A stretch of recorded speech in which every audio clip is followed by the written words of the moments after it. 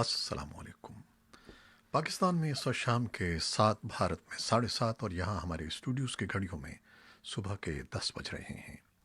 Voice of America Washington کی Urdu service سے میں ہوں خالد حمید، خبروں کے ایک بلیٹن کے ساتھ۔ افغانستان کی حکومت اور طالبان کی مذاکراتی ٹیموں کے اہلکاروں کا کہنا ہے کہ دوحہ میں گزشتہ رات ہونے والی عمومی بات چیت کے دوران دونوں فریقین میں امن بات چیت کے طریقہ کار سے متعلق بیشتر امور پر اتفاق ہو گیا ہے۔ افغان حکومت کی مذاکراتی ٹیم کے ترجمان نادر نادری نے بتایا ہے کہ دونوں فریقین میں طریقہ کار پر اتفاق کے بعد اب امن بات چیت کے ایجنڈے پر غور کیا جائے گا۔ دونوں فریقین نے باہمی رابطے کو بہتر بنانے کے لیے دو دو رکنی ٹیمیں تشکیل دی ہیں۔ سیاسی تجزیہ کاروں کا کہنا ہے کہ افغانستان سے فوجی انخلا کے بارے میں صدر ٹرمپ کا منصوبہ بدستور موجود ہے اور امریکی فوجیوں کو اسی منصوبے کے تحت افغانستان سے واپس بلایا جائے گا۔ ناروے میں افغانستان کے سابق سفیر شکریہ بارکزئی کا کہنا ہے کہ فوجی انخلا سے متعلق امریکی اہلکار کے بیان سے دوحہ میں امن بات چیت کے دوران دونوں فریقین پر دباؤ برقرار رہے گا۔ امریکہ کی میزبانی میں متحدہ عرب امارات اور بحرین نے اسرائیل کے ساتھ تعلقات استوار کرنے کے معاہدوں پر دستخط کیے ہیں۔ وائٹ ہاؤس میں منگل کو منعقدہ تقریب کی میزبانی صدر ڈونلڈ ٹرمپ نے کی۔ تقریب میں اسرائیل کے وزیر اعظم بنیامن نیتن یاہو، متحدہ عرب امارات کے وزیر خارجہ عبداللہ بن زائد اور بحرین کے وزیر خارجہ عبداللطیف بن راشد الثانی نے شرکت کی۔ مذکورہ رہنماؤں نے تعلقات استوار کرنے کے معاہدوں پر دستخط کیے۔ بعد ازاں انہوں نے صدر ٹرمپ کی موجودگی میں معاہدوں کے دستاویزات کی رونمائی بھی کی۔ متحدہ عرب امارات نے اسرائیل سے تعلقات قائم کرنے پر 13 اگست کو اتفاق کیا تھا، جبکہ بحرین نے گزشتہ ہفتے ہی اسرائیل سے تعلقات قائم کرنے کا اعلان کیا تھا۔ بحرین کے وزیر خارجہ عبداللطیف بن راشد نے اسرائیل سے تعلقات قائم کرنے کے معاہدے کو پہلا قدم قرار دیا۔ انہوں نے کہا کہ مشرق وسطیٰ کی بہتری کے لیے آج ایک نیا ٹرینڈ بنا ہے اور یہ نیا ویژن صرف سیاسی فائدہ حاصل کرنے کا نعرہ نہیں ہے، بلکہ یہ امن کی جانب ایک بڑا قدم ہے۔ ان کے بقول فلسطین اسرائیل تنازع کا منصفانہ، جامع اور پائیدار دو ریاستی حل ہی امن کی بنیاد ہوگا۔ اس موقع پر اسرائیل کے وزیر اعظم بنیامن نیتن یاہو کا کہنا تھا کہ یہ امن معاہدہ دیگر عرب ملکوں تک بھی پھیلے گا اور بالآخر عرب اسرائیل تنازع ہمیشہ ہمیشہ کے لیے ختم ہو سکے گا۔ نیتن یاہو نے امریکہ کے صدر ڈونلڈ ٹرمپ کی انتظامیہ کا بھی شکریہ ادا کیا اور کہا کہ صدر ٹرمپ کی کوششوں کی بدولت آج تاریخی معاہدے پر دستخط ہوئے ہیں۔ صدر ٹرمپ نے اس تاریخی موقع پر کہا کہ 50 برس سے زائد کے عرصے میں صرف دو ملکوں نے اسرائیل کے ساتھ تعلقات قائم کیے تھے اور ہم نے ایک ماہ کے دوران ایسا کر دکھایا کہ دو عرب ملکوں نے اسرائیل کے ساتھ امن معاہدہ کر لیا ہے۔ اس سے قبل اوول آفس میں بحرین کے وزیر خارجہ سے ملاقات کے دوران صدر ٹرمپ کا کہنا تھا کہ ہم نے بالکل مختلف راہ کا انتخاب کیا ہے۔ آپ اسے عقبی دروازہ کہہ سکتے ہیں، لیکن میں اسے اسمارٹ ڈور کہتا ہوں۔ دوسری جانب فلسطین کے وزیر اعظم محمد اشتیاہ نے بحرین اور متحدہ عرب امارات کے اسرائیل کے ساتھ معاہدے کی مذمت کرتے ہوئے کہا ہے کہ آج کا دن عرب ملکوں کی تاریخ کا سیاہ ترین دن ہے۔ فلسطینی پالیسی نیٹ ورک کے تھنک ٹینک الشباکہ نے کہا ہے کہ بحرین اور اسرائیل کے تعلقات کی بحالی کا معاہدہ اس بات کا ثبوت ہے کہ عرب حکومتیں سن 2002 میں ہونے والے امن عمل کی نفی کر رہی ہیں۔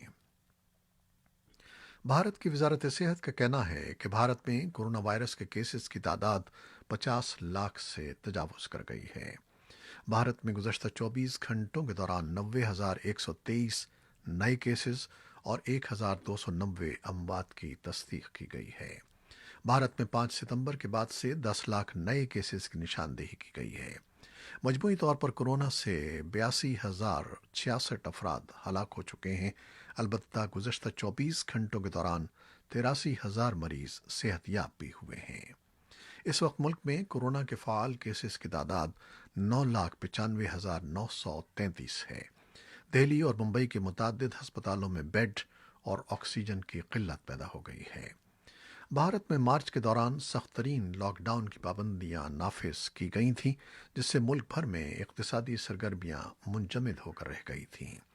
بتایا جاتا ہے کہ لاک ڈاؤن پابندیوں میں بتدریج نرمی کے ساتھ ملک میں کووڈ 19 کے کیسز کی تعداد میں تیزی سے اضافہ شروع ہو گیا۔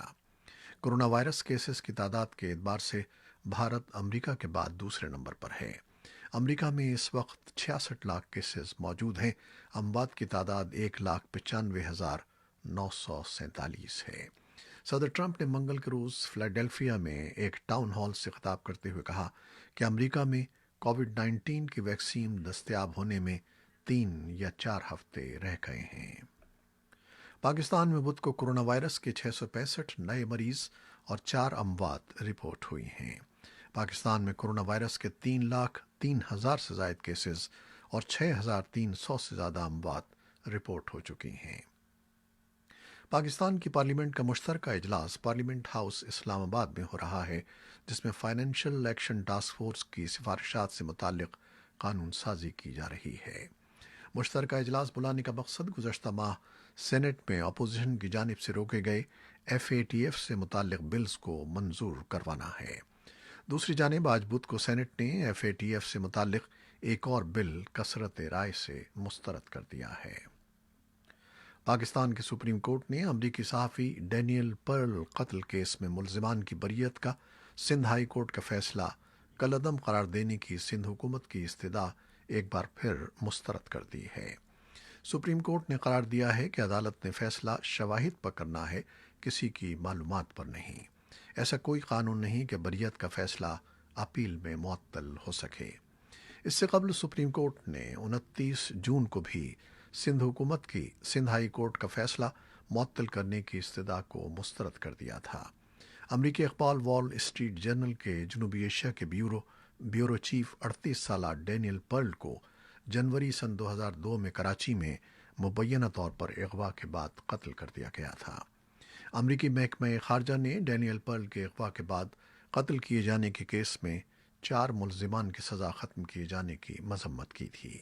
اس حوالے سے جاری بیان میں عدالت کے فیصلے کو دہشت گردی سے متاثر ہونے والے افراد کی توہین قرار دیا گیا تھا۔ سندھ حکومت نے ڈینیل پرل قتل کیس کا سندھ ہائی کورٹ کا فیصلہ 22 اپریل کو سپریم کورٹ میں چیلنج کیا تھا۔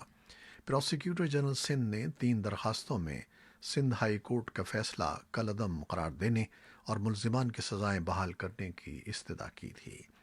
درخواست میں موقف اختیار کیا گیا تھا کہ سندھ ہائی کورٹ کے فیصلے میں سقم ہے۔ ہائی کورٹ نے اخباری تراشوں پر انحصار کیا اور ملزمان کو ریلیف دیا، حالانکہ اخباری تراشوں میں ملزم احمد عمر شیخ کے جرم کا اعتراف ظاہر ہوتا ہے۔ درخواست میں کہا گیا تھا کہ ہائی کورٹ نے ملزمان کا کالعدم تنظیموں سے تعلق کا بھی جائزہ نہیں لیا، جبکہ ملزمان کا ماضی داغدار ہونے کا جائزہ بھی نہیں لیا گیا۔ پاکستان کی وفاقی کابینہ نے دوہری شہریت رکھنے والے پاکستانیوں کو ملک کی قانون ساز اسمبلیوں کی رکنیت کے حصول کے لیے انتخابات میں حصہ لینے کی اجازت کی منظوری دی ہے۔ وفاقی کابینہ سے منظوری یہ تجویز انتخابی اصلاحات بل کا حصہ ہے اور اس قانونی مسودے کو اب باضابطہ منظوری کے لیے پارلیمنٹ میں پیش کیا جائے گا۔ تجزیہ کار سمجھتے ہیں کہ یہ قانون سازی ادھوری تصور ہوگی، دوہری شہریت کے حوالے سے ابہام برقرار رہے گا۔ آج بدھ کو جاپان کے نئے وزیر اعظم کا نام سرکاری طور پر اعلان کر دیا گیا۔ حکمران لبرل ڈیموکریٹک پارٹی یوشی ہوئیدا سوا کو اگلے پارلیمانی اجلاس میں اپنا لیڈر چنے گی اور اس طرح مسٹر سوگا جاپان کے نئے وزیر اعظم کا منصب سنبھالیں گے۔ بدھ کو پارٹی کے اجلاس میں صوبہ کو پارٹی کے اراکین نے بھاری اکثریت سے اپنا صدر منتخب کر لیا۔ جاپان کے پارلیمانی نظام کے مطابق پارٹی اپنے اجلاس میں ووٹنگ کے ذریعے اپنا لیڈر منتخب کرتی ہے، جو عام طور سے اگلے پارلیمنٹ کے اجلاس میں باقاعدہ طور پر ملک کا وزیر اعظم منتخب ہو جاتا ہے۔ 71 سالہ سوگا شنزو آبے کی جگہ سنبھالیں گے۔ آبے جاپان کی تاریخ میں طویل ترین عرصے تک ملک کے وزیر اعظم رہے اور اس سال انہوں نے اپنی دیرینہ بیماری کے سبب اپنے عہدے سے استعفیٰ دے دیا۔ یوشی ہیدا سوگا کا شمار آبے کے قریب ترین ساتھیوں میں کیا جاتا ہے۔ یہ وزیر اعظم بننے سے پہلے کابینہ کے چیف سیکرٹری تھے۔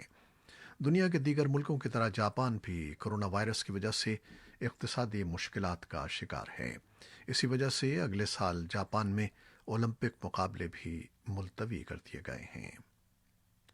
ماہرین موسمیات خبردار کر رہے ہیں کہ سمندری طوفان سیلی کی وجہ سے امریکہ کے خلیجی ساحل کے بڑے حصوں میں تباہ کن اور زندگی کے لیے خطرہ لاحق کرنے والے سیلاب آ سکتے ہیں۔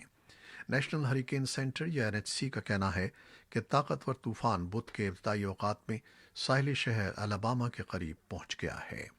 طوفان کے ساتھ 165 کلومیٹر فی گھنٹے کی رفتار سے ہوائیں چل رہی ہیں، جس سے یہ کیٹیگری 2 کا طوفان بن چکا ہے، جو اس کو ممکنہ طور پر تباہ کن بنا رہا ہے۔ NHC نے مسیسپی الاباما سرحد سے شمالی فلوریڈا کے پین ہینڈل کہلانے والے علاقے کے حصوں کے مکینوں کے لیے طوفان کا انتباہ جاری کر دیا ہے۔ ماہرین نے اس علاقے میں شدید بارشوں کی بھی پیشگوئی کی ہے۔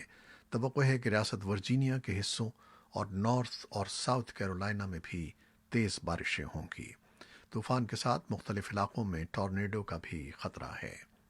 صدر ٹرمپ نے لیوزیانا، مسیسپی اور الاباما کے لیے ہنگامی اعلان جاری کر دیا ہے اور ٹویٹ پیغام میں ان علاقوں کے مکینوں سے کہا ہے کہ وہ مقامی اور ریاستی حکام کی ہدایات سنیں۔ انڈین پریمیئر لیگ کی میڈیکل پارٹنر کمپنی کا کہنا ہے کہ ٹورنامنٹ کے دوران کورونا وائرس کے 20,000 سے زائد ٹیسٹ کیے جائیں گے۔ IPL دنیا کی مہنگی ترین کرکٹ لیگ سمجھی جاتی ہے۔ آئندہ ہفتے 19 ستمبر کو اس کا 13واں سیزن متحدہ عرب امارات میں شروع ہو رہا ہے۔ بھارت میں کورونا وائرس کے تیزی سے پھیلاؤ کے باعث رواں برس IPL کا انعقاد متحدہ عرب امارات میں کیا جا رہا ہے۔ IPL میں حصہ لینے والی 8 ٹیموں کے 200 سے زائد کھلاڑی UAE پہنچ رہے ہیں۔ UAE پہنچنے والے کھلاڑیوں نے ہوٹل پہنچنے پر 6 دن قرنطینہ میں گزارے تھے۔ ان تمام کھلاڑیوں کے UAE پہنچنے پر کورونا وائرس کے ٹیسٹ کیے گئے تھے۔ 2 دن بعد ان تمام کھلاڑیوں کے کورونا ٹیسٹ دوبارہ کیے گئے۔ دوسرے ٹیسٹ کے بعد کھلاڑیوں کو ایک ماحول میں منتقل کر دیا گیا۔ اس طریقہ کار کا اطلاق IPL کے دیگر اسٹاف، امپائرز، BCCI کے حکام سمیت سب پر کیا گیا۔ ٹورنامنٹ کا آغاز ممبئی انڈیز اور چنائی سپر کنگز کے درمیان ابو ظہبی میں میچ سے ہوگا۔ ٹورنامنٹ کے 20 میچ ابو ظہبی، 24 دبئی اور 12 شارجہ میں ہوں گے۔ مجموعی طور پر یہ ایونٹ 45 دن تک جاری رہے گا۔ یہ IPL کا 13واں سیزن ہے جو رواں سال مارچ میں منعقد ہونا تھا، لیکن وبائی مرض کی وجہ سے اسے بار بار ملتوی کیا گیا تھا۔ یہ تھی وہ خبریں جو فیس بک لائیو پر ہم نے آپ کے لیے پیش کی۔ ہماری ویب سائٹ اور یوٹیوب پر یہ بلیٹن پوسٹ کر دیا جاتا ہے، جسے آپ بعد میں بھی دیکھ سکتے ہیں۔ خالد حمید کو اب اجازت دیجیے گا۔ اللہ حافظ۔